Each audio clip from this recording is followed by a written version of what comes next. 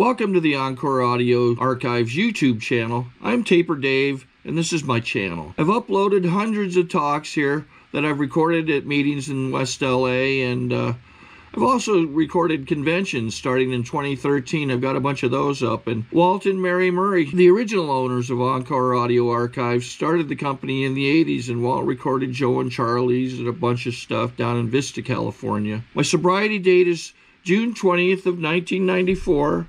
I hope you find something you like, so please like and subscribe to my channel and comment down below. If you want to hear something that I don't have or that you don't see, I'll see that I get it. Anyways, take care and have a great day if you want to. My name is David, and I'm an alcoholic. Thank you, Koki. Thank you to the committee for asking me to speak. I was expecting to speak Sunday morning. I hope none of you here were expecting the comedian. He's not here now. He will be here tomorrow at 10 o'clock. I figured I could handle that part. I don't know if I can handle the part of hostile gamblers waiting for the next numbers to be called. I did suggest that it might perk things up a little bit if every 5 minutes I could just call out some numbers.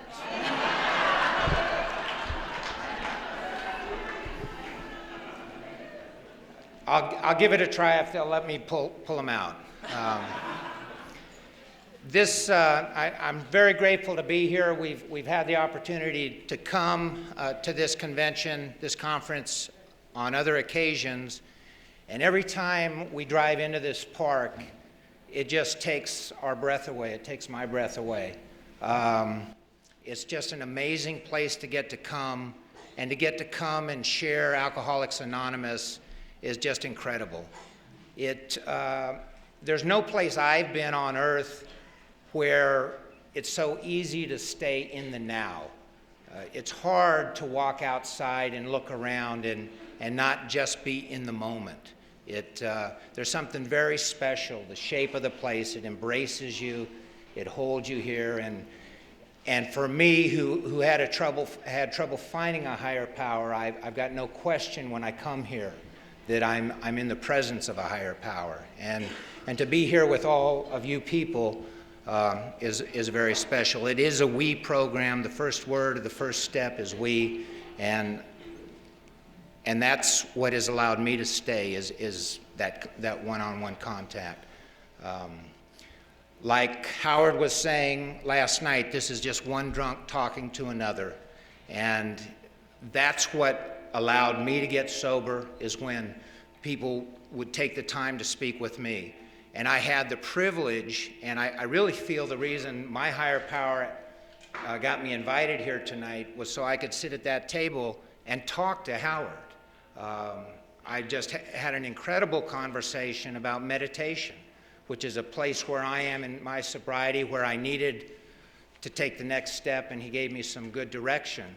And to show you another miracle of this program, I talked to my sponsor today, who actually lives down in Fresno, and he was going to try to come up here today, wasn't able to make it because of an emergency in his family, but he had seen the flyer, and he asked me about Howard and where he was from, and it turns out that Howard, who spoke last night and was just incredible, sponsored my sponsor over 20 years ago. And you know, that's how we do it. We pass it on one person to the other. And I've enjoyed all the speakers. I enjoyed Glenn, the warm-up speaker last night, and he's a warm-up speaker with a lot of time. And there's a lot of people here with a lot more time than me, but for some reason I got asked to share tonight. One of the things Glenn talked about in his warm-up was how, when he announced to his mom in sobriety that he had learned to live one day at a time, and how she said, well, you were doing that when you were out there in the disease. I really identified with that. And I was thinking about that today when we were walking out to Yosemite Falls and standing underneath it. And I lived one day at a time when I was in the disease. The difference was, in the disease, I was trying to get out of the now. In recovery, I'm trying to be in the now. And it's a huge difference because I'm trying to focus on where I am and be comfortable where I am. And that can be difficult because my entire life I was never comfortable with where I was. I first came to Yosemite in the 4th grade. We lived in Southern California, came up here with my family to go skiing at Badger Pass. It was the first time ever I had been skiing. And, you know, as a overconfident young person on his way to becoming an alcoholic, I went straight up to the top of the hill without taking a lesson, pointed the skis down the hill, figuring I can handle this, how tough can it be, and started down the hill and started picking up speed, faster and faster, losing control, don't know how to turn, don't know how to stop, flying off the course, crashing in the powder, my skis sticking in the snow. I spun around, got a spiral fracture, spent the next 6 months in a full-length leg cast. And that's kind of how my drinking was, you know? I would get to the top of the hill, and I figured I can handle this, and I would start out, and it would be great for the first few seconds. And then I would go faster and out of control, and I would crash, and I was always in a big hurry, and I'd always end up in a big heap. The thing is, when I broke my leg, I was immobilized for 6 months. In the disease, I would get back up, go back to the top, and try it again. And during that 6 months in that cast, the first 3 months of it, we went back home to Southern California. The first 3 months of it, I was homebound. I couldn't even get a walking cast because it was such a bad break. And my mother cared for me at the house. And I got real frustrated not being able to get out. I was a real active kid. And one day she told me I had had enough TV that I needed to go back to my room and do some schoolwork. And so I went back on my crutches and went in my bedroom, and I was angry. And this was long before I ever started drinking. And I took a crutch and I threw it through the window of my bedroom. And the window crashed down, and I got relief from the anger. You know, it took it away. I had to switch gears and come up with a good story. So by the time she gets there, I explained to her that, you know, I was just tossing it on the bed. It bounced up. It hit the window. I'm real sorry. She said, well, I'm glad you didn't get cut. And then my dad got home from work. And he said, where were you when you threw it? I said, I was just going in the door to the bedroom. And he said, well, the bed's over there and the window's over there. It can't bounce that far. But that's one thing I learned early on, that when I did things that may have not been the best thing to do, it would take me out of myself. And in that particular case, the anger and frustration I vented by taking this action, which was inappropriate action. But I go back even further before that, and I remember one of my earliest memories, I grew up in a military family. We lived on a base in Bitburg, Germany, and my mother took me to the hospital, which was across the field from our apartment. And I was there to get a shot. And I had heard the other kids crying, and I thought about this, and I walked in the door, I saw the needle, and I turned, and I ran out of the doctor's office, out of the front door of the hospital, across the field, and back to my apartment. And I didn't have to get the shot that day. And I learned early on that if I acted in certain ways, usually out of fear, I didn't have to face the consequences of my actions. And that is a pattern that I developed earlier, and something that I have just begun to realize in sobriety at this stage of my sobriety, in part because my sponsor wanted me to get some outside help. I had some recurring issues that just kept coming up.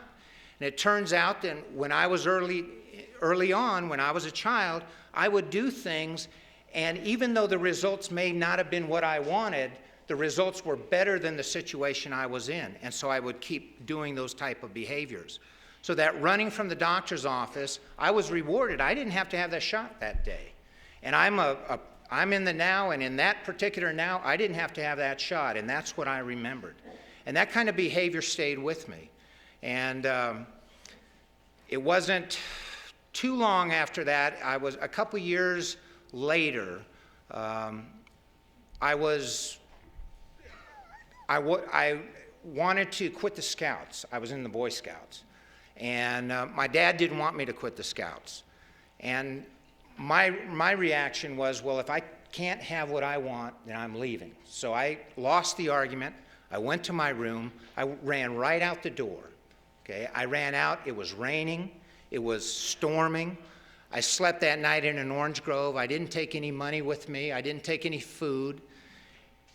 But I got out of the situation, and the anger and the frustration that I felt dissipated overnight. But I came back and I had to face the consequences of my running away. My father took me in and put me in the den and called up the cops and says, you can't run away from your problems. And he told them that I had been found. And in the back of my mind was, he told me, you can't run away from your problems. And I said, yes, I can. I just need a better plan. So the next time, and it wasn't too long after that, I had gotten in trouble in school, and the principal had told me that he was going to have to tell my dad. And I didn't want to face my dad, and so I tried to work it out as he was leaving to go to work.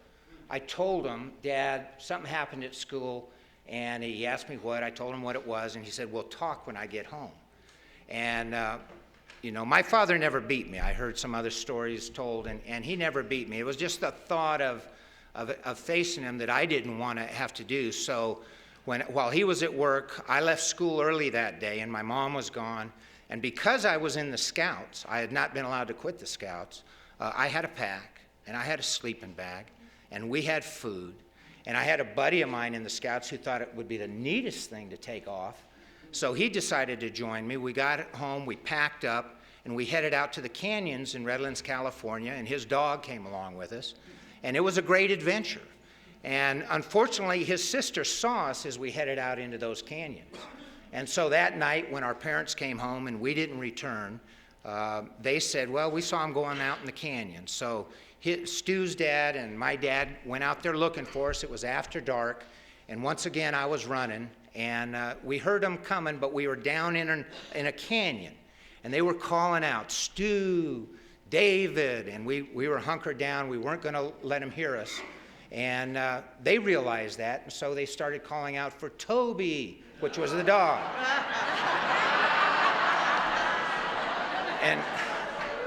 And Toby he didn't know what he was doing down at the bottom of a canyon anyway. He had missed dinner, and he had heard his owner calling, so he ran up the canyon and gave away our hiding spot. And once again, my dad marched me into the den, and he's calling the cops and saying, we've got to withdraw that missing persons report. I found my son, and he's telling me, David, you can't run from your problems. And I'm thinking, yes, I can. I just can't take a dog with me. And that is the pattern of my life. Every time I did something and got into trouble, every time I did something and suffered negative consequences, I didn't look at the fact that I had done something. I looked at the fact that I had gotten caught. And I wondered what it was that I could do differently the next time so I wouldn't get caught. And that's pretty much how it was with my drinking as well. My drinking actually started in that the first time I tasted it was in that same house in Redlands, California, where I ran away into the canyons. And I had seen the magical power of alcohol. I had seen my mother, who was shy and withdrawn, I'd seen her drink a drink with the green stuff, the creme de menthe. And it had, she had mixed a drink with it, and after a little while, she was laughing, and she was outgoing, and things seemed to be much more pleasant. And I didn't know what that was all about. I didn't see any negative consequences of drinking. And so one night, when everybody was asleep, I went to the laundry room where she kept her alcohol, and I got down the creme de menthe, and I opened it up, and I took a sip, and it felt good. It tasted good. It was sweet. It was warm going down. I felt comfortable. I went, ah. I thought, now this is something special. None of my friends had told me about this stuff, but I knew it was special, but I knew it was something I had to keep a secret. So I put the lid back on, put it back up in the closet, and I didn't drink for a while after that, actually a couple of years after that. But I knew early on that there was something magical about alcohol, something special that made me feel better about myself. Shortly after that, we moved overseas, and my dad had gone, he was in the military, had been tour in Vietnam, and had gone for a while, and we adjusted. I was the only boy. I had two sisters. I got to be the man of the family. I could be responsible in a situation like that, look out after my sisters and take care of my mom. And then we all reunited over in Stuttgart, Germany. And my dad had been over in Nam, and I had been kind of on my own. And when we got back together, we just clashed. You know, and this was in the mid-'60s. And things looked like they were going to be difficult. And then I discovered German beer. And, you know, the fear I had had in dealing with my dad before, I didn't have it when I was drinking. You know, he didn't scare me anymore because, you know, it was always the fear of what he might say or what he might think because he never got physical with me. And when I drank, when it was working for me, it gave me courage. I got my courage from alcohol, and I felt 10 feet tall and bulletproof. And I didn't care if he was a decorated war hero. He wasn't my commanding officer, and he wasn't going to tell me what to do. So their solution was to get rid of me. They shipped me off to another country, and I went to private school, actually in Switzerland, because they didn't know how to cope with someone who drank alcohol and didn't respond to how they were supposed to respond. And I did really well there because I didn't have anybody telling me what to do. I was allowed to drink, and I didn't have much money, so I couldn't drink much. So I actually did real well there and developed my drinking further, became a little more progressed in the disease of alcoholism, and graduated high school in 1969 in Freiburg, Switzerland. And because I had done well in school over there, I had gotten into Stanford University. So I came from the Swiss Alps, little Catholic boarding school, and I'm not Catholic, back to the Bay Area in 1969. And I was defiant.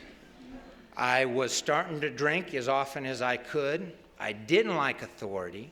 And I found Disneyland for someone who was alcoholic and defiant and didn't like authority, and that was the Bay Area in 1969. It was crazy. It was beautiful. It was a fantastic time to be a budding, defiant alcoholic. And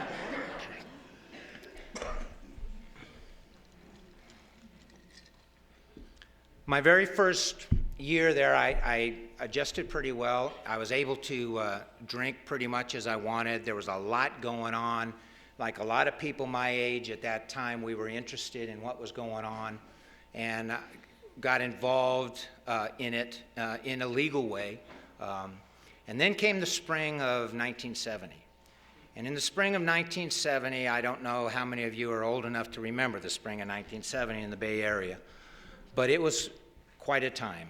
And I had actually gone out with a friend's parents, and we had had some drinks, and we had had some smoke, and we were coming back to the Stanford campus. And, you know, things were looking great. My future was looking great. And we came back to the campus and heard on the campus radio station that there was a little demonstration over at the ROTC building. So we decided to go over there just to observe, you know, and but I had been drinking, and I was acting in ways I shouldn't have been acting, and got caught up in some stuff that if I had had to do it over again, I wouldn't have gotten caught up in. And before the night was over, I was in custody, and I was facing felony charges of assault with a deadly weapon on a police officer. And I couldn't call anybody.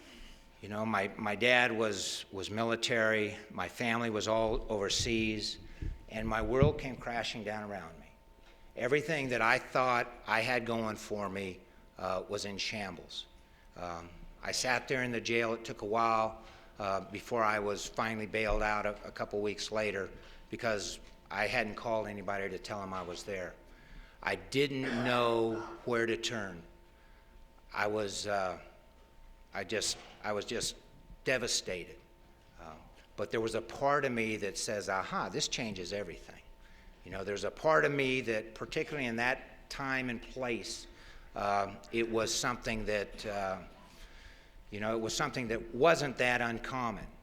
So I got out and tried to put the pieces back together, but they wouldn't go back together. And before the year was up, I was serving time on those felony convictions.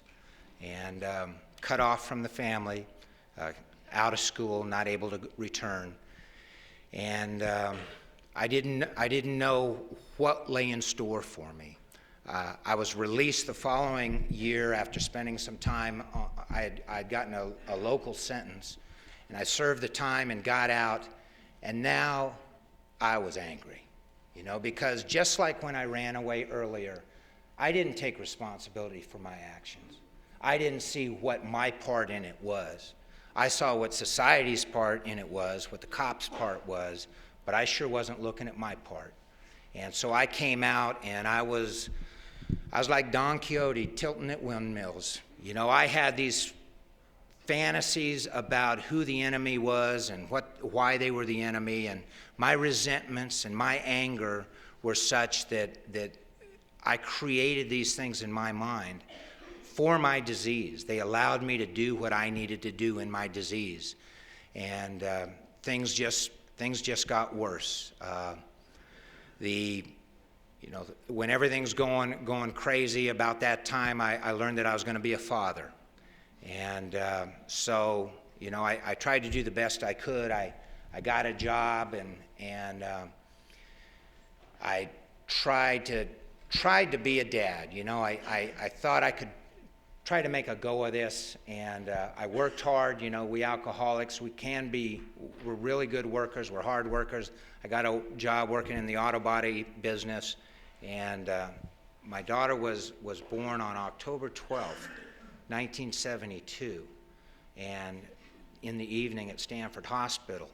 And by that time, the people I had been running around with who were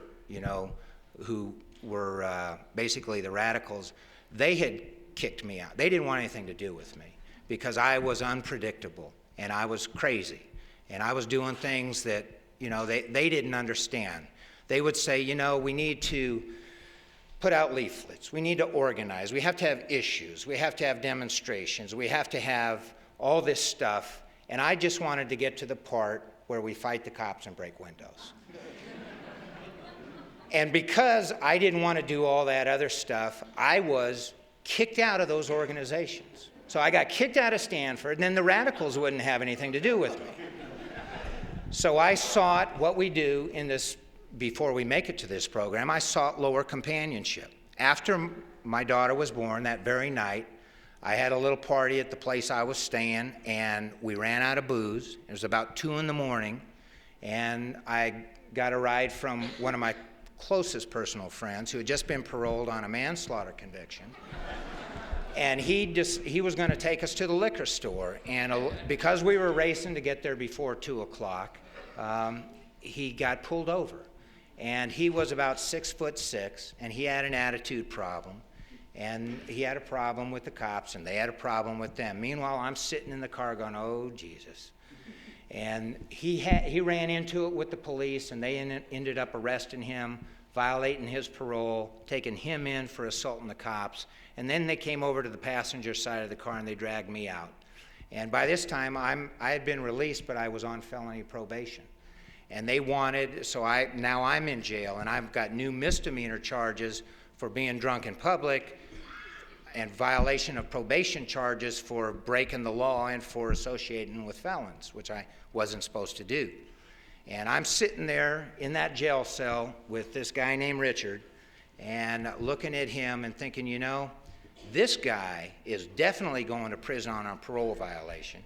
He's picked up new felony charges, and I may not even go to prison. I've only got a probation violation and a misdemeanor, and I'm looking at Richard and I'm saying, you know, I'm not that bad. And,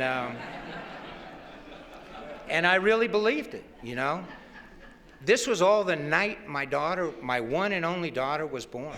But where this disease took me was back into the streets and back into jail one more time. And I stayed in custody while I decided to fight these charges. Because I wasn't happy with what my attorney had done the first time around, I decided to defend myself. We actually went to jury trial on the charges, and I got a sympathetic jury. You know, my argument was, you know, I wasn't in public, I was in a car, you know?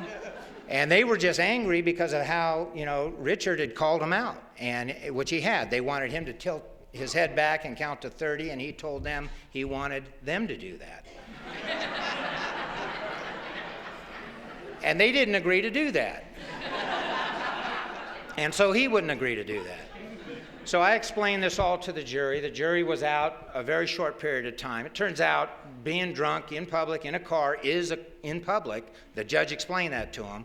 But the foreman of the jury came up to me afterward. He said, look, I've had 6 kids. I've gotten drunk every time one of them's been born. I just do it at home. So I learned my lesson. The lesson was when your kids are born and you get drunk, do it at home.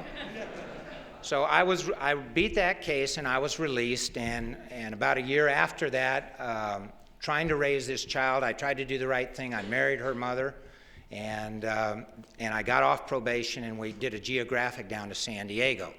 And I figured, you know, I just needed to get out of that Palo Alto because they knew me too well, and that was the problem. You know, the problem wasn't my drinking. The problem wasn't my anger and my willingness to fight authority.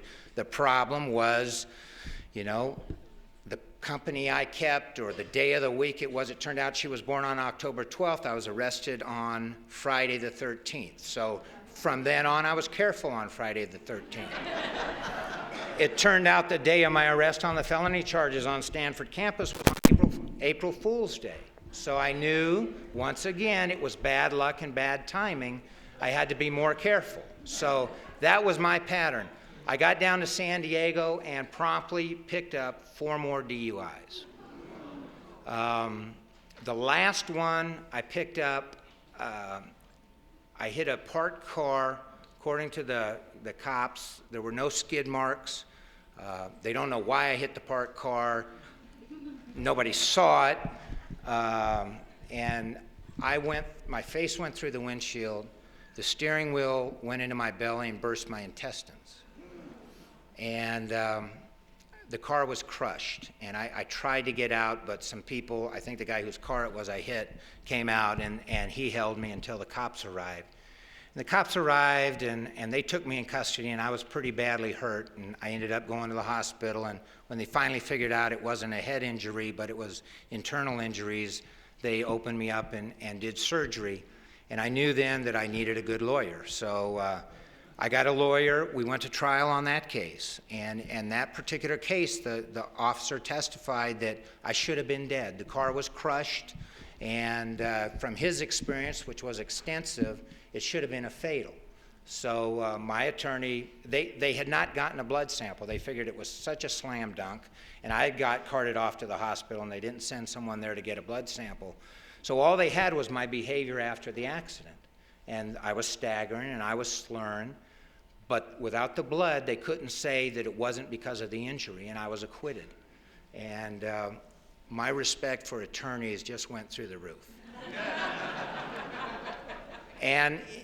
And I also knew that by this time I had a problem. And so I went to a psychologist or a psychiatrist, and he prescribed antabuse, and I went to my very first AA meeting.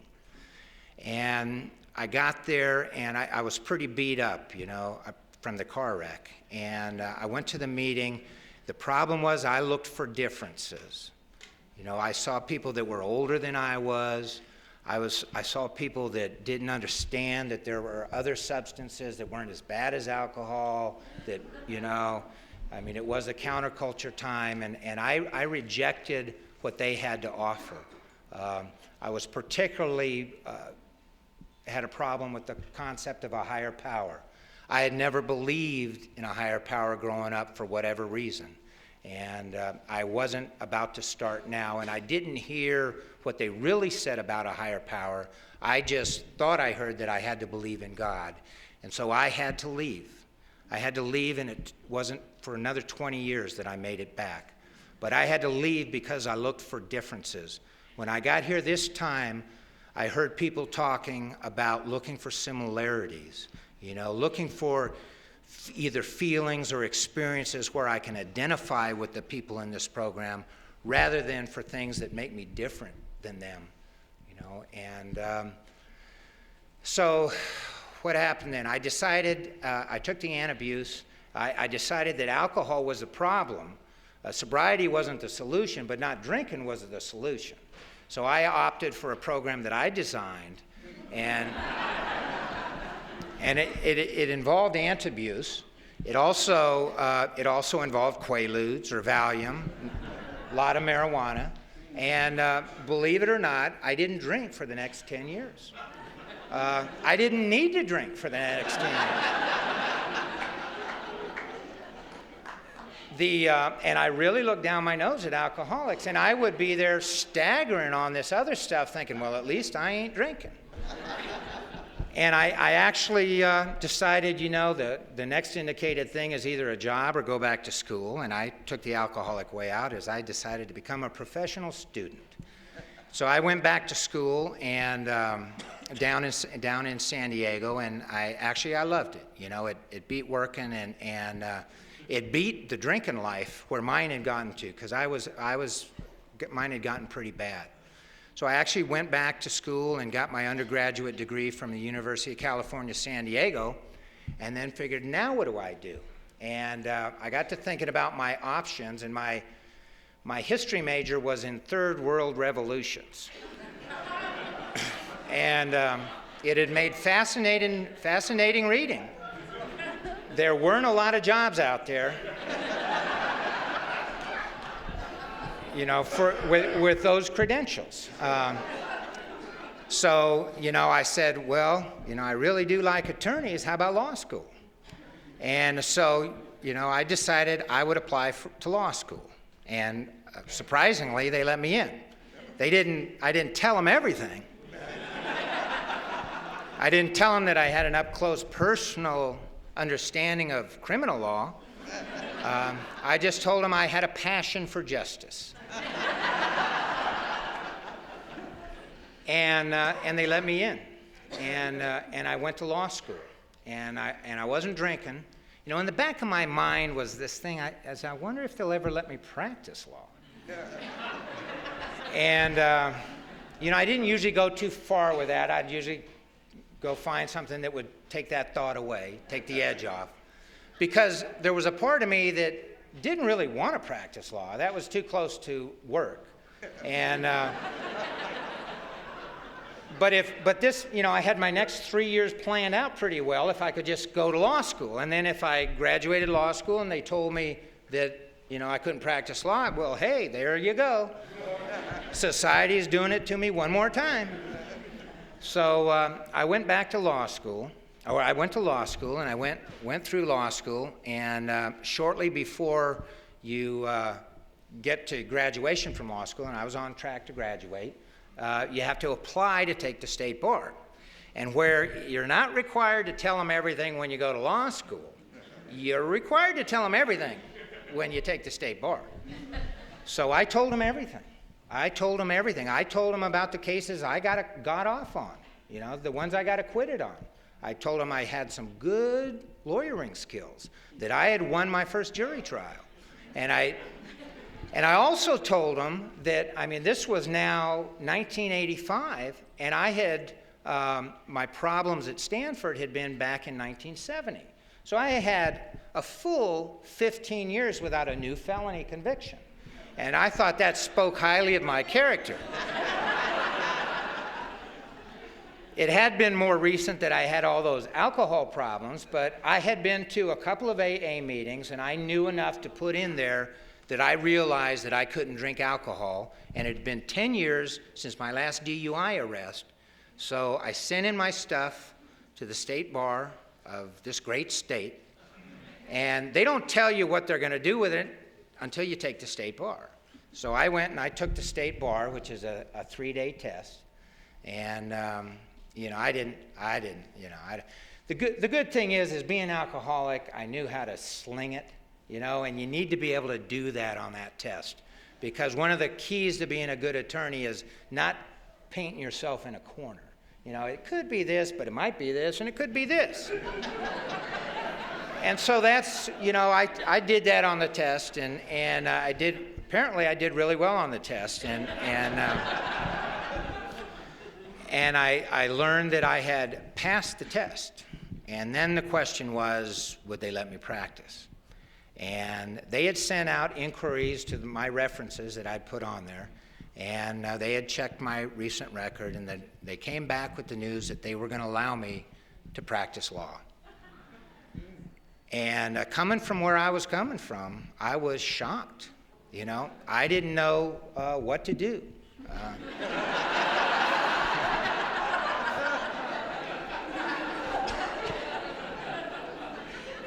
This was not part of the plan. How could I blame them for leaving, when I took off? But that's basically what I did. I knew, because I was in the disease. Those years had not been sober. Not a day of that had been sober. I had found substances that were less devastating to me than alcohol. Alcohol was my first love and my last love.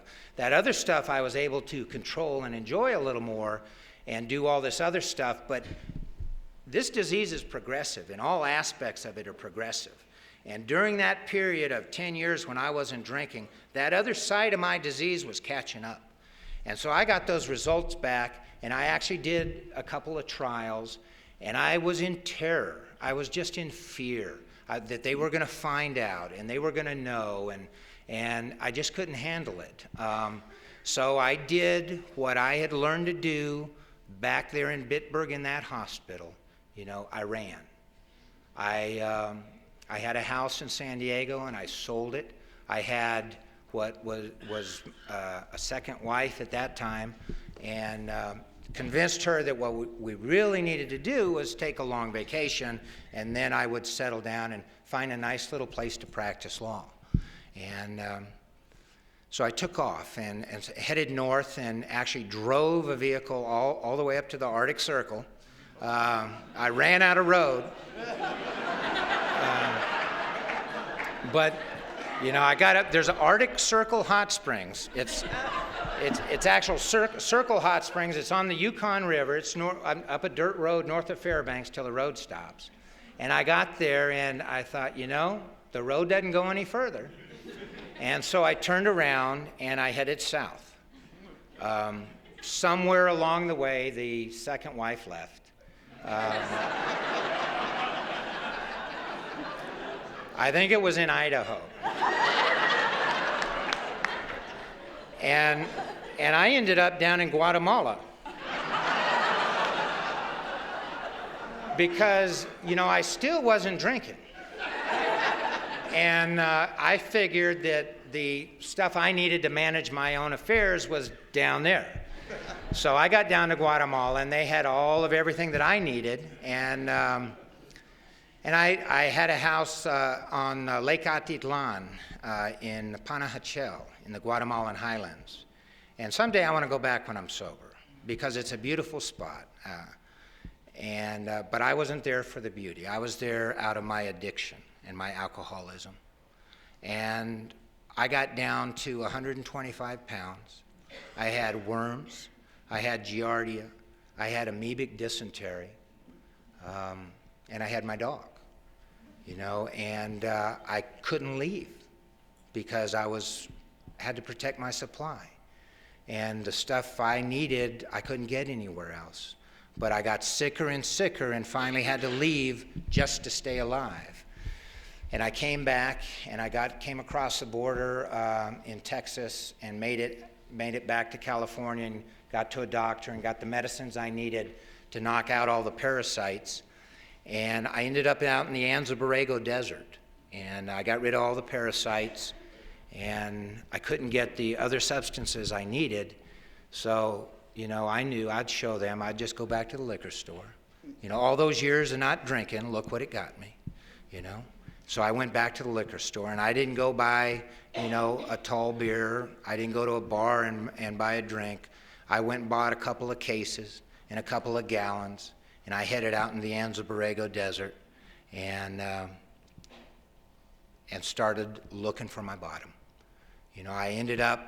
I thought for the longest time the problem was society. I thought it was spouses. I thought it was the big city and the stresses of all that. All of those were gone. I didn't have anybody left to blame.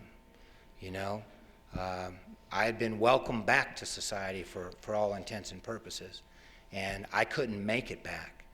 And so I ended up out there, and that dog came back with me, and he was the only one I had left. And I hear in this program that God works through people. For some of us, God works through animals.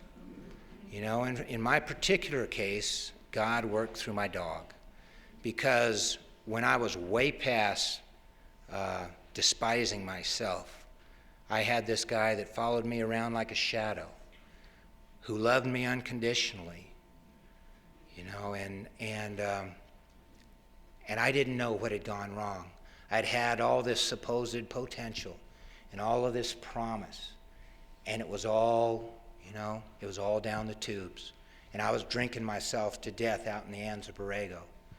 And the truck that I had pulled that trailer back from Guatemala with, I rolled. And so I ended up there, and I had no way to leave. And I spent a summer out there, out on BLM land. No, I wasn't in a trailer park. I was out on BLM land with no water, no running water, no electricity. I had a propane fridge on the trailer, and it was pretty beat up by now. And the winds took away my awning, so I didn't have any shade. And I made it through a summer out there and just drinking. And I couldn't really do much for myself. I'd gotten down to the point where I had a little shovel, and every morning I'd go down in the arroyo and I'd dig a little hole to squat over, and I'd dig a little hole in front of me to get sick in. And that was my existence. And the dog would follow me down there and just lay beside me and look up at me. And, it got bad when I knew he was judging me,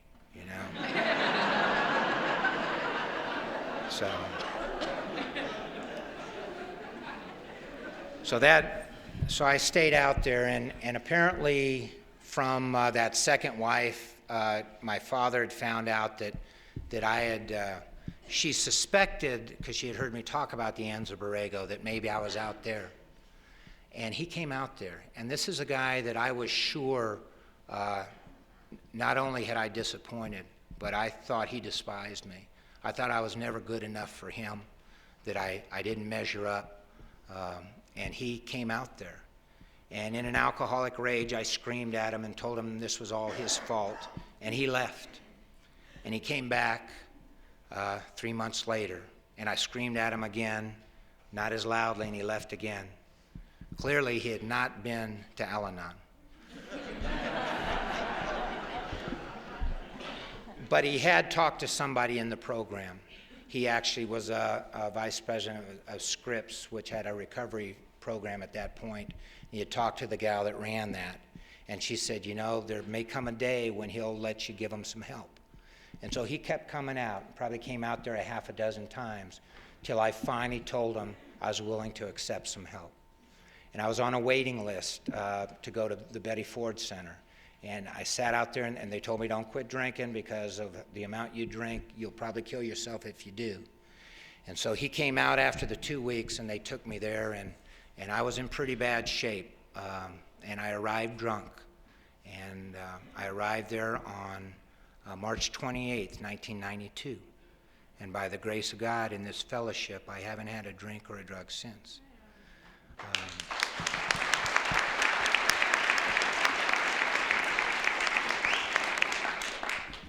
I was in bad shape physically, and I learned shortly after I got there, after they did some tests, that I had liver disease. And, I no longer had the stuff that was taking the edge off, and I got in some deep fear. I thought I'd stayed out too long, and that I was going to die. And I was going through a horrendous detox, and I wanted to know if they were going to fix me, because I wasn't going to go through that detox if I was dying anyway. And they told me, just hang in, you know, we won't know. We won't know for 6 months whether or not you can recover from your liver condition. And so I stayed there at that 28-day program, and I read the book of Alcoholics Anonymous for the first time when I was detoxing. And I remember reading it and a light going off and saying, you know, these people understand me, and I understand them. And I understand now what powerlessness is all about, because, and I've heard it from the speakers here, you know, I had willpower. I had tons of willpower. And it was my willpower that almost killed me, you know. It was the fact that I could not surrender that almost killed me. But alcohol, great teacher that it was, taught me how to surrender. It taught me how to surrender out there in the Anza Borrego.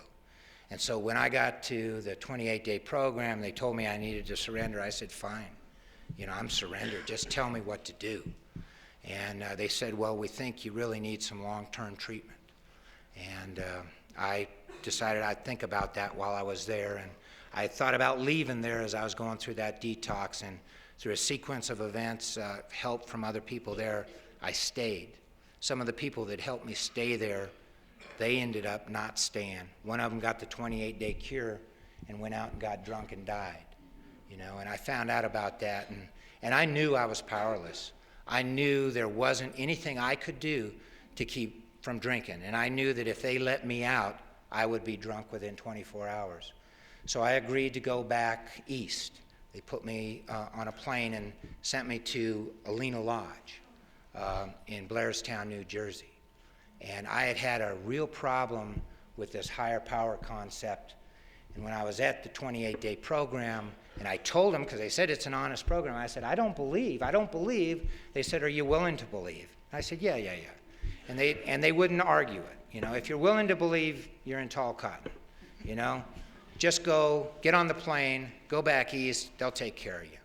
So this, and one of the readings I like is the voluntary commitments to asylums, because that's basically what this place was. You agreed to go, and they didn't agree to let you go until they were good and ready.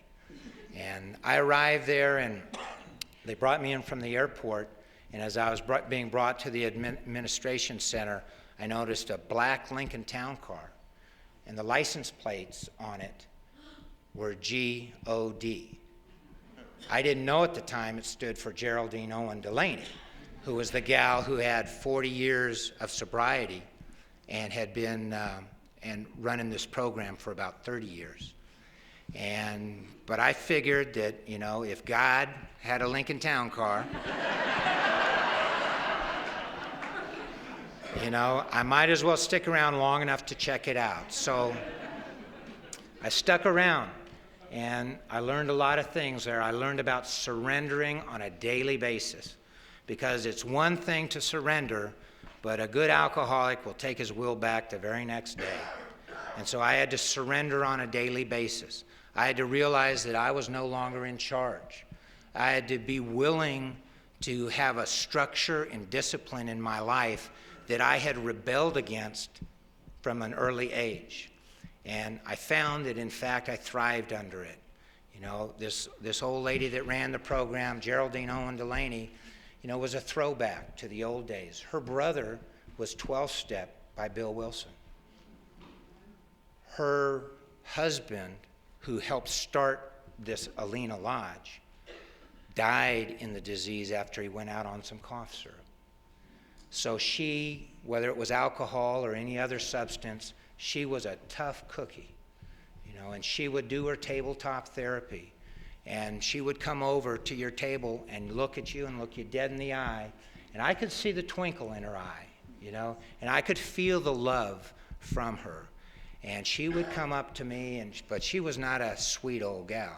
She would come up to me and get right in front of me and say, "You think you're special, don't you?" And I would say, "No, I don't." She said, "Yes, you do. And we have special places for special people." And so once again, I would surrender. And I continued to surrender and take direction. And I began to look at my life through the help of the counselors there, and look at, basically doing an extensive fourth step. And in doing my fourth step there, my entire worldview collapsed. Everything that I had raged against and blamed, everything that had led me to do the things I had done, were figments of my alcoholic imagination. My disease had hijacked my mind the same time alcohol had stolen my heart back in my late teens. And everything I did, my best thinking didn't get me to AA. My best thinking got me to the bottom of an arroyo in the Anza Borrego. Me realizing I didn't have a clue is what got me to AA. God working through people is what got me to AA. After spending a lot of time there, another 10 months there, they told me that I would go to a street-level recovery home for men in San Diego, Pathfinders. And so I went there, and I was there, in a dorm with guys, winos from the park, and I was so grateful to be there because I knew I was one of them. I knew I had been where they had been, and I could identify. And so I had to get, in order to move from the first house to the second house, I had to get my first sponsor. And while they had let me do my fourth step in Alina Lodge, they wouldn't let you do your fifth step there, because a big part of this program was having the willingness to go up to someone and ask them to be your sponsor. And I had to do that, and they weren't going to just hand me one. And so I went to a lot of meetings while I was in Pathfinders, and there was a guy that was at every meeting, and he knew the big book almost as well as Howard knows the big book.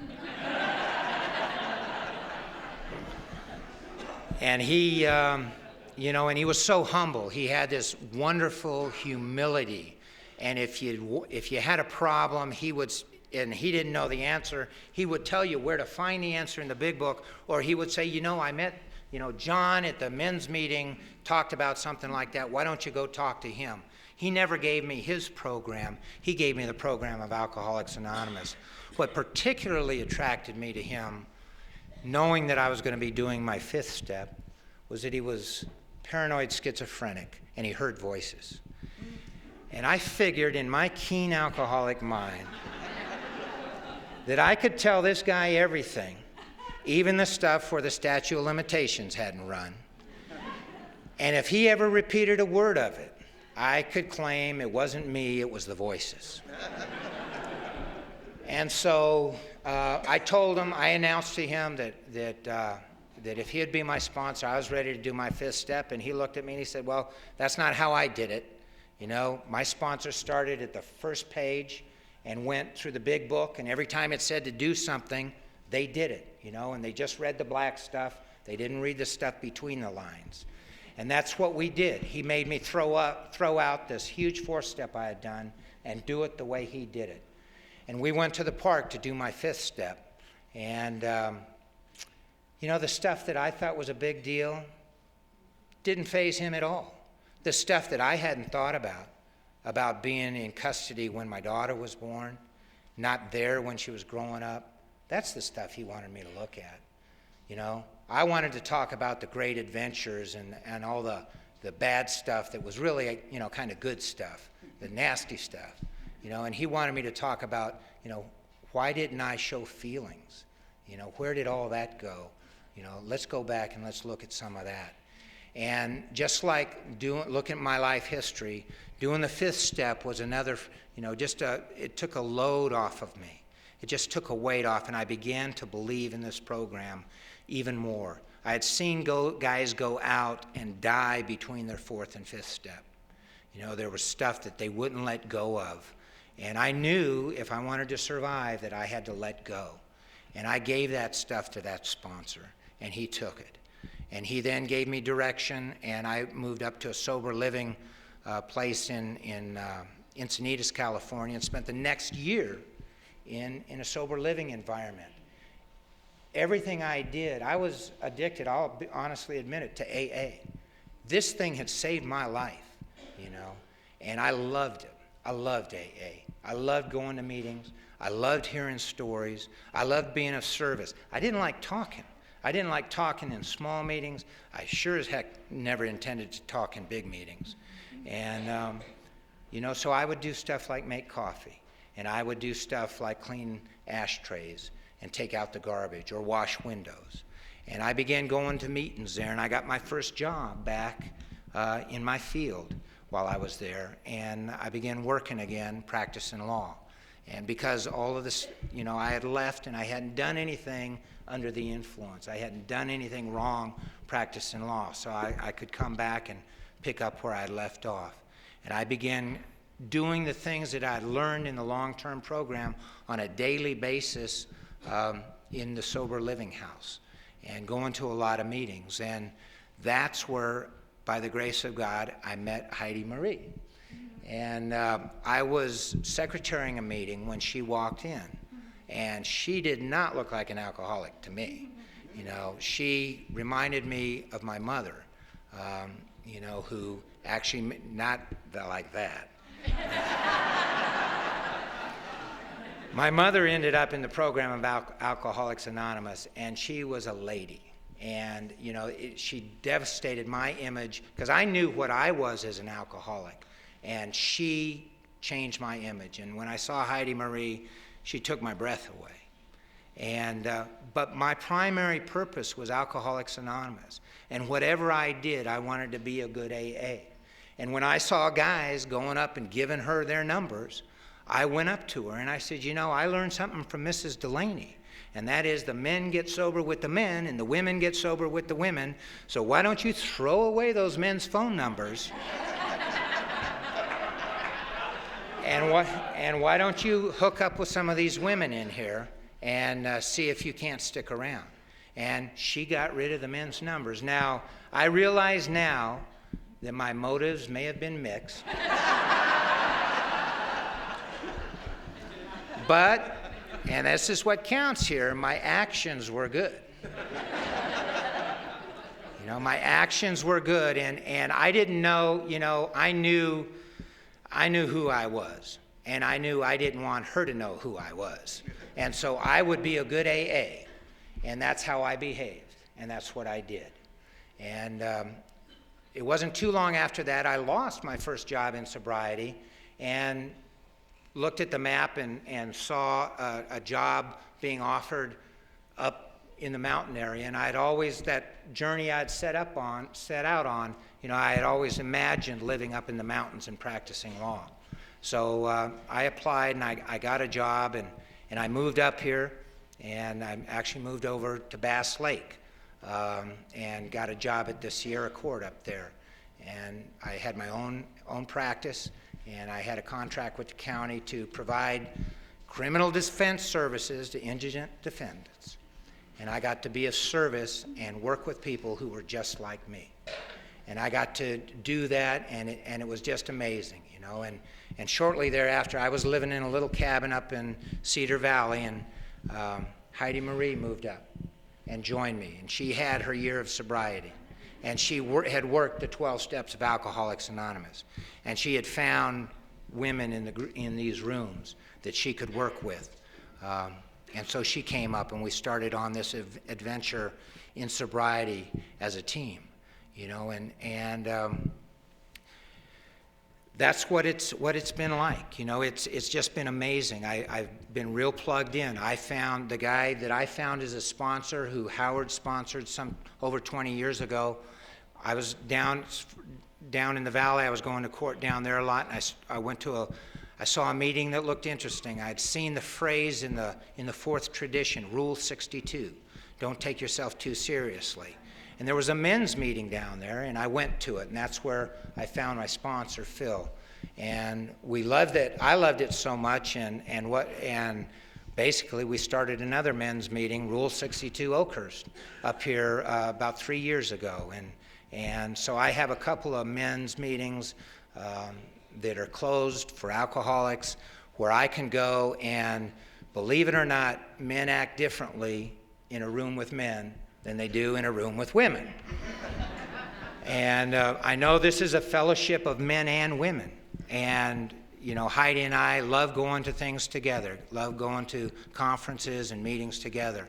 But where the rubber meets the road and we really work on our steps and on this path, I know that I need to work closely with men. And I have to be willing to, you know, share honestly about my fears, you know, and fears that I might not look good sharing in a room in mixed company. So that's what I found works for me.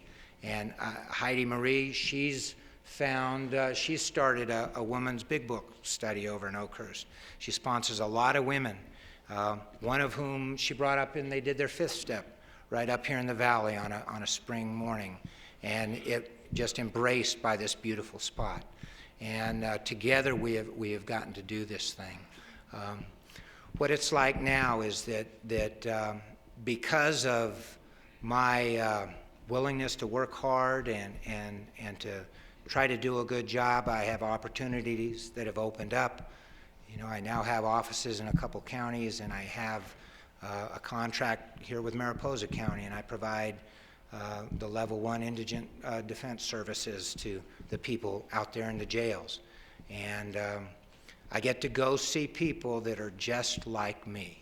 I get to go see people who I know how they got there. They may not know I know how they got there. And I will, if I think they're willing and if I think they're ready, I'll break my anonymity with them on a one-on-one, and I'll talk about recovery. And I try to be of service in other ways too. I'm fortunate to serve on the Alcohol and Drug Advisory Board for our county. I'm on the board of directors of the 1040 House in Fresno, which is a street-level men's recovery home. We serve a lot of veterans. We serve other people, other men in recovery, in early recovery. It's my way of giving back. You know, it's my way of making amends to society and to the people I raged against. It's my way of showing that, you know, I get it now. I understand that the people that need help aren't bad people getting good. We're sick people getting well, you know. The mother that I saw drinking that creme de menthe, as I mentioned, she found this program long before I did. And she got to be a member of Alcoholics Anonymous. And she died sober in Alcoholics Anonymous. And I can't thank you people enough for that gift.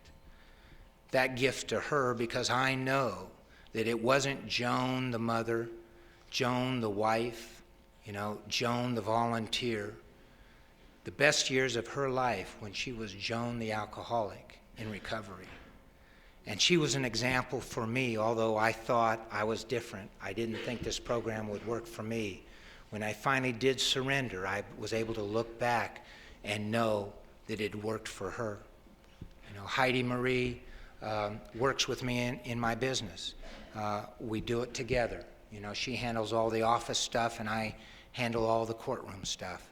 And we get to work and help each other on a daily basis. Fortunately, she doesn't have to go to work with me. She has her own office, so she kind of sends me out every day to go do battle, tilting at windmills still. You know, I found an area where I can still be defiant. I can still fight the system. And but now, you know, I have a place in that system. They need someone that's willing to do that.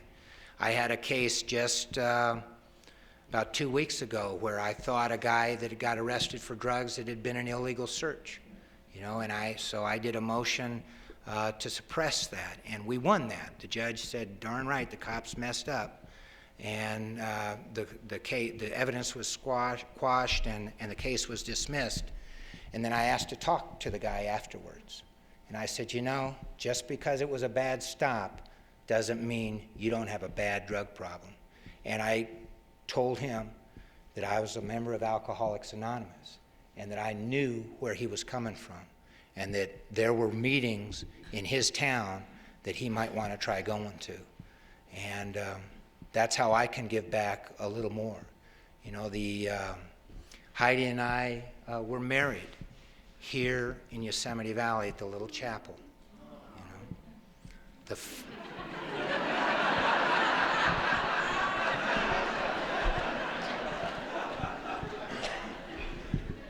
the father who I had raged against, you know, and maybe had been fighting on the night I got arrested, according to a therapist but what do they know? That father who had kept coming to see me out in the desert was the best man at our wedding. You know, my amends to him, I've done my spoken amends to him, I've done my financial amends to him. My true amends to him are he doesn't have to worry about me anymore. You know, and when we do get together, I tell him I love him. And that's a gift to this program. You know, every day is precious, and that's how we see it.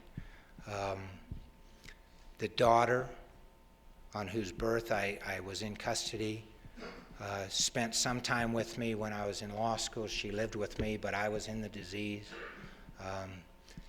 Since I've gotten sober, she's been a part of our life.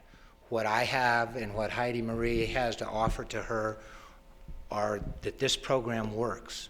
A hopeless drunk out in the desert who's got nothing to live for can have a life beyond his wildest dreams. Every day we were able to build a house on 5 acres that we have 360-degree views of the backcountry of the high Sierras. And every morning when I'm out there and I look around, I say, you know, God, this is a pretty nice camping spot, you know? And that's a gift to this program. The last thing I'll say is that after we had been in that new house for a little while, we heard some noises under a shed.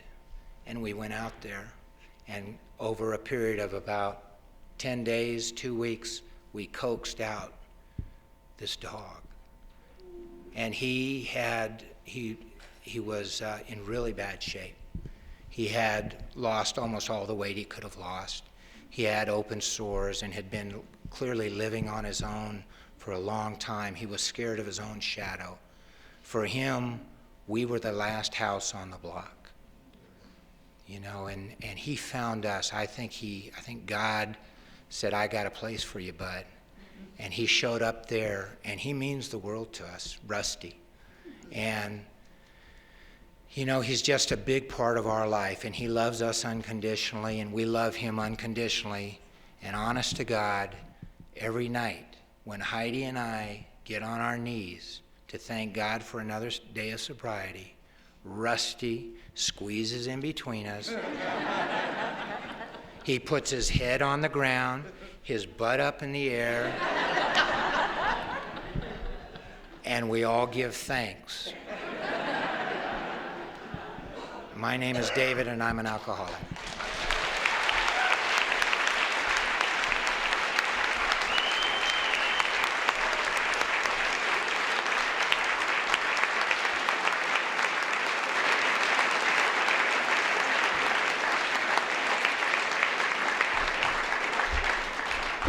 Thank you, David.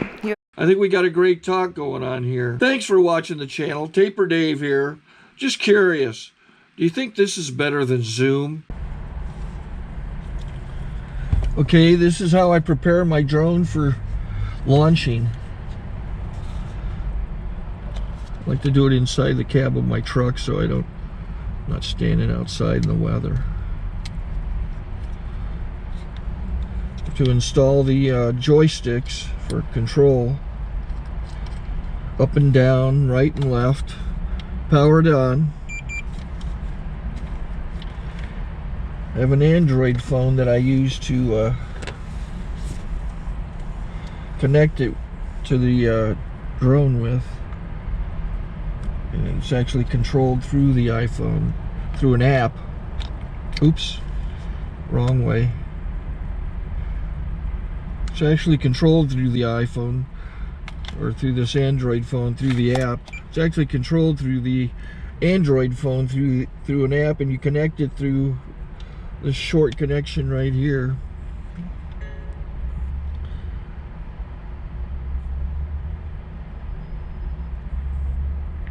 Remote control connected. Remote control's connected.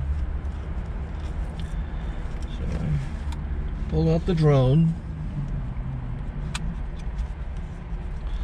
I have to extend the legs. Long legs extended first, then the short legs. Remove the gimbal protector.